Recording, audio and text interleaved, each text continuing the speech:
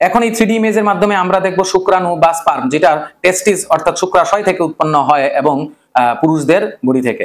এবং এই স্পার্মের স্ট্রাকচার যদি আমরা দেখি, প্রথম যে পার্টটা এটাকে আমরা বলবো হেড, আর এই পোর্শনটাকে আমরা বলবো মিডল পিস, আর এই যে জায়গাটা নিচের পোর্শনটাকে এটা বলবো আমরা টেল বা লেজ, যেটা মুভমেন্ট করতে সাহায্য করে। তো স্পার্ম তো সচল, তো স্পার্ম যখন ডিম্বাণুর মধ্যে ইনসার্ট হয় শুধুমাত্র এই অগ্রভাগটা অর্থাৎ এই পার্টটাই শুধু ঢুকে, আর এইটাকে বলা হয় অ্যাক্রোজোম। অ্যাক্রোজোম যেটা থেকে সিক্রেট হয় কিছু উৎসেচক বা এনজাইম, যেটা ডিম্বাণুকে ছেদ করে পেনিট্রেট করতে ঢুকতে সাহায্য করে। এই যে এটাকে যদি আমি ডিলিট করে দিই, যে পোর্শনটা থেকে থাকে, এইটা হচ্ছে আমাদের নিউক্লিয়াস।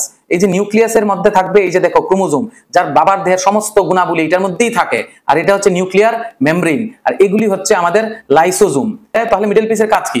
এইটা যে সচল, এটাকে চলতে যে সাহায্য করবে, এনার্জি পাবে কোথা থেকে? এই মিডল পিসের এই যে দেখো, এগুলি হচ্ছে আমাদের কোষের মাইটোকন্ড্রিয়া। তার মিডলে থাকছে দেখো সেন্ট্রিওল, এবং এইটা